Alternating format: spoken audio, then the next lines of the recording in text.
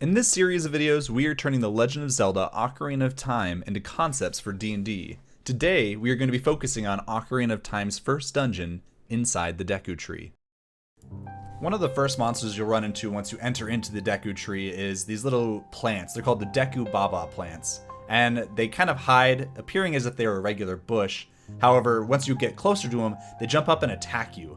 And I know that the name on the title, on the stat sheet right here, is a little bit different. I had this whole idea of like having different names for all of them, but I decided against that. I'm just going to call them going forward what the regular names are, but just for this video, they're going to be different names from their traditional from Zelda itself. So anyways, the Deku Baba plant has these different abilities to be able to jump up and attack you as soon as you entered into the range of their attack. And so in order to kind of capture that, obviously they also don't move much other than jumping up and attacking. So I've given them the two abilities called Rooted and False Appearance. Now Rooted basically means that it's rooted in place, so it's immune to any displacement abilities unless you move the earth beneath the plant.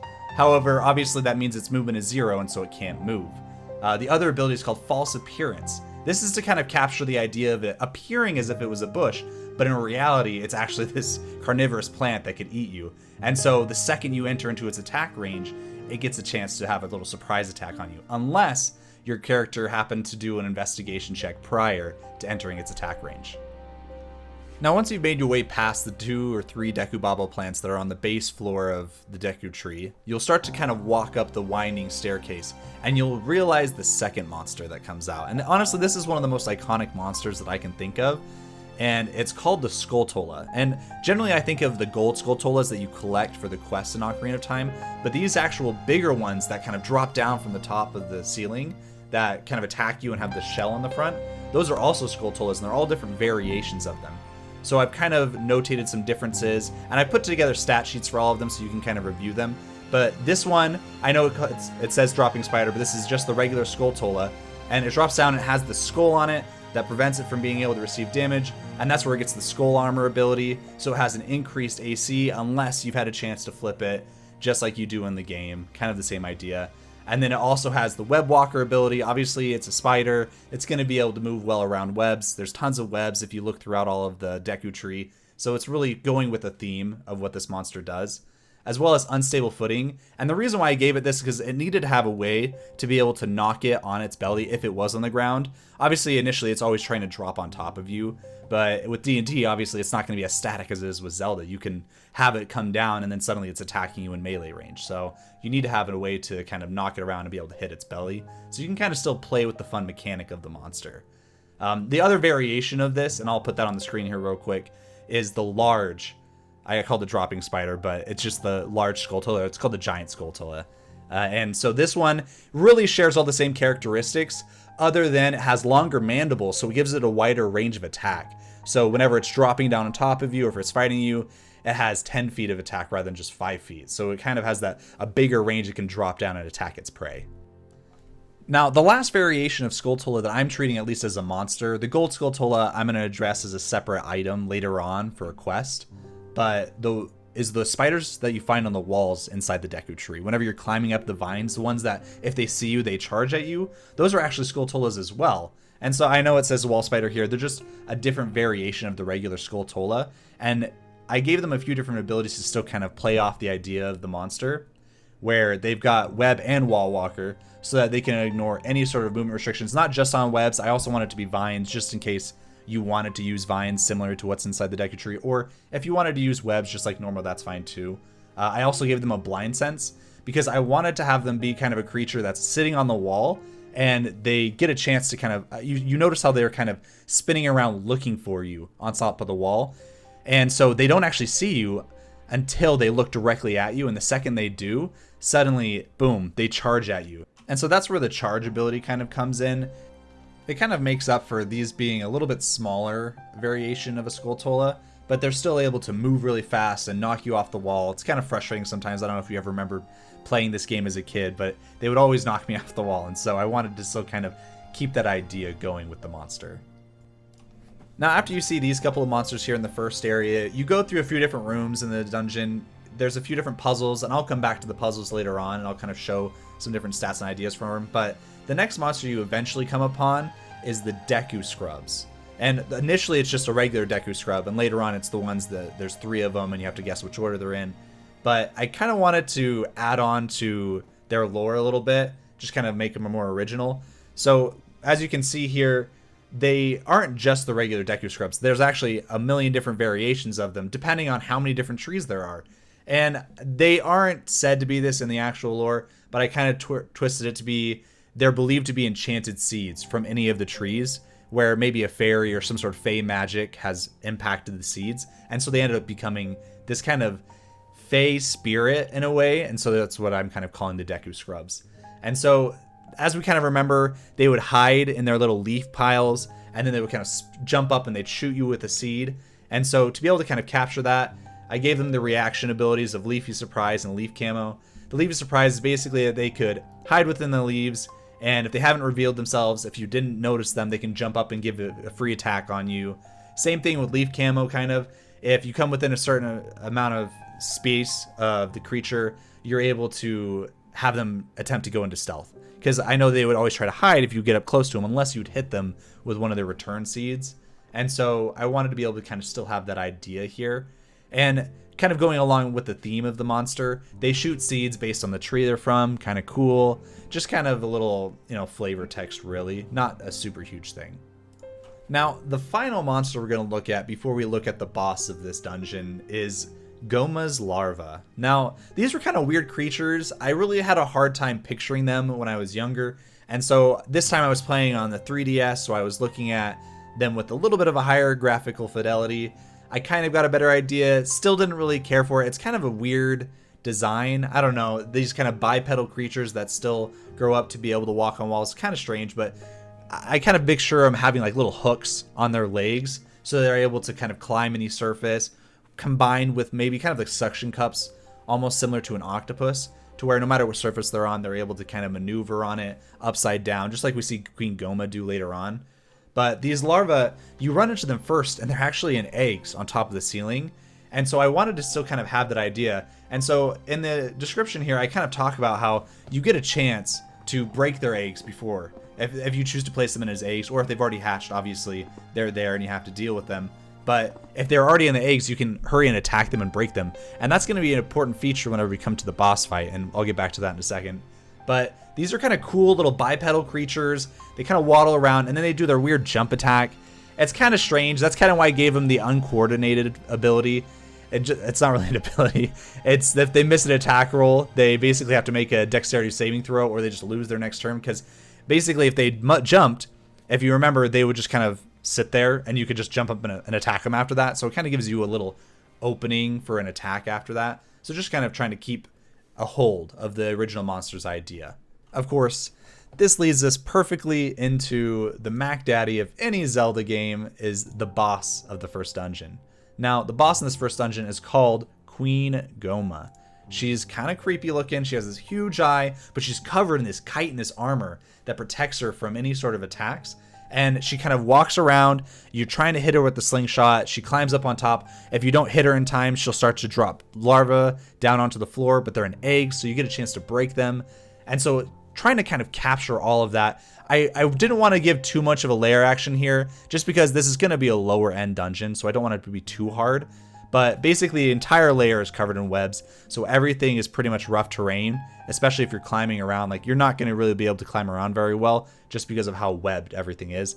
This also prevents anyone from having the ability to fly, so if you do have Queen Goma climbing up on the ceiling, you can't just have a character who can just fly up there or some weird thing, just because there's so many webs kind of interlacing throughout.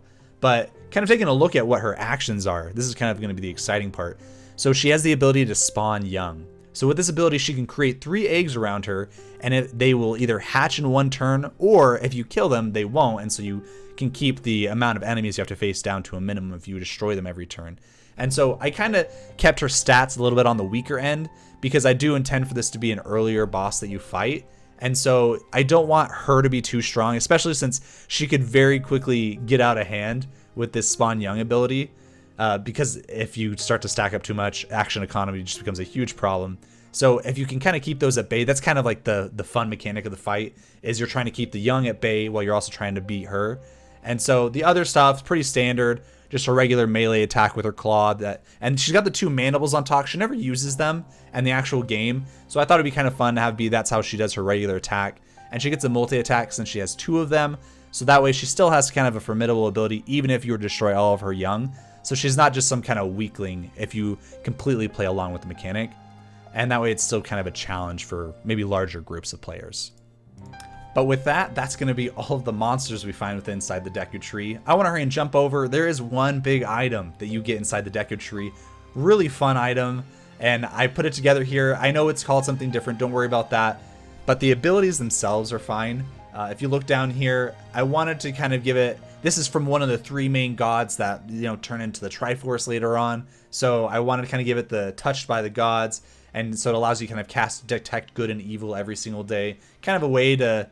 Kind of like Sting from Lord of the Rings, where it was able to notice any sort of orcs or evil in the area. It would kind of glow. Kind of the same thing here, except for you have to actively cast the ability. And this kind of plays into the second ability on the fairy slingshot called Holy Object. And basically, if there is any place or object within 30 feet of you that you could have detected with evil and good that has been magically consecrated or desecrated, you get to add an additional 3 to both attack and damage rolls. And I did this also because I wanted to be able to still have this be balanced so it's not super strong early on whenever they take it outside the dungeon, but it's still something kind of fun within the dungeon. And I still wanted to be able to create items that could be used within dungeons so that it's kind of playing into the regular motif of Zelda where you would have unique items that you would use to solve puzzles in the dungeon. And since that's going to be a little bit different due to the way D&D works, I still wanted to give something unique that could fit in for the players whenever they were fighting inside the dungeon. The other item you get from this dungeon is the heart container, and it's something you receive at the end of the dungeon. I still wanted to kind of incorporate it. It's going to be kind of broken, I'm not going to lie, but I think it would still be fun to include, and you can kind of upscale combat based around the knowledge that players are going to get one of these every single time that they fight a dungeon.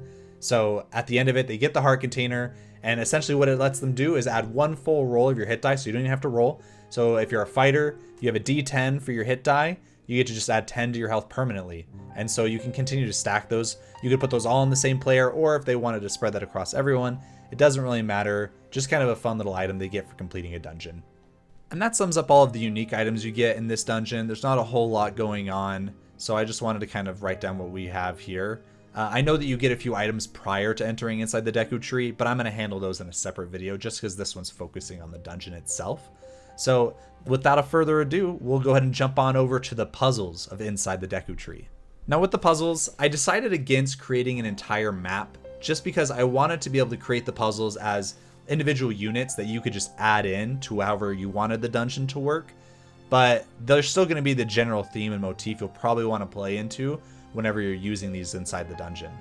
And of course, the first one, and honestly one of the coolest puzzles in Zelda in my opinion, is the giant circle at the center that just falls down, but there's a giant web covering it. And the only way to break it is to climb up super high and then jump on top of the web till it snaps. I think that would be such a fun mechanic to be able to put into D&D. So you're kind of designing a more vertical dungeon where they need to climb up a few levels. Maybe there's a second level and they try to jump down, it still doesn't break, and they have to go all the way up to the top and then jump over. And they need to make, succeed on I guess they do need to survive too, but they need to succeed on an acrobatics or an athletics check to be able to jump down into the web and have it break through down into the water below. I think that would be a super fun puzzle. The next puzzle you're going to probably run into is going to be the crumbling platform. Now the crumbling platform, and excuse my absolutely terrible drawing skills, is basically a room where you walk in, there's a platform in the center, and then there's another ledge opposite of you. And so you need to jump onto the crumbling platform, and then you need to hurry and jump onto the other ledge before it breaks. And so to be able to kind of capture that urgency of this platform breaking, I would recommend giving your players a time limit, and you can kind of decide how long you want to give them, and then have them have to succeed on athletics checks. I said 14 or higher. This is definitely an earlier puzzle, but it's still kind of a fun one to be able to get over to the other side of the room. And if they succeed on it, they are rewarded with the awesome fairy slingshot. So it's kind of a fun little puzzle, great reward at the end, really simple too. And you can still have the ladder that's behind you. And so if you make the pit about 40 feet deep, they can't just climb their way up. So they need to either use their slingshot, or they can use any sort of other ranged weapon and shoot down the ladder across the room. And you can kind of draw attention to that really however you want. Now once you've made it through the crumbling platform, the next puzzle room you're probably going to run into is going to be the raising platforms, where there's kind of a switch over in the corner. So instead of having it be a switch, you could have it be, you know, a lantern being lit or however you want to do it, but just some sort of mechanic that raises the platforms. And you have to succeed on multiple athletics checks in order to be able to get to the other side of the room. If you want to keep with the fun, you know, Zelda motif, you can give people rupees for getting across and have that be the currency of this campaign. Or you can give them the traditional gold, give them, you know, 1 to 5 gold pieces, nothing too crazy since it's just starting out. And that way they get a fun reward. This is a little bit less stress because there's obviously a way back up onto the previous platform, and you just have to succeed on a couple athletics checks just to get to the other side of the room. The last big puzzle up inside the Deku Tree is going to be the rolling spike over the water with the platform that kind of passes underneath it back and forth. And so in order to do this room, pretty simple, you're just going to fill the room with water. Obviously, you have a ledge on one end, ledge on the other end, and there's basically the rolling spike contraption that goes slowly back and forth over the floating walkway. Now, in order to prevent any sort of cheeky solutions to this problem, or this puzzle, you'll probably want to make the spike contraption about 30 feet by 30 feet, just so the players can't simply jump over the rolling spike contraption. Although you could allow that too if you wanted to, but if you wanted them to really kind of play along with the puzzle, there'll be a lever that's under the water underneath, and you just need to do an investigation check while you're under the water. You just have to find the lever, you pull it down, and then it starts to drain the water so that the platform lowers and you're able to cross over to the other side of the room and then climb up onto the opposite ledge. And with that, you have everything you need to run the first dungeon of Ocarina of Time within D&D. Now, I'm going to keep making these, so I'm going to do that for all of Ocarina of Time. So if you want to keep hearing these to be able to run a full campaign for Ocarina of Time within D&D, hit that like button, subscribe so you don't miss a video, and I'll see you next week. Thank you so much for watching.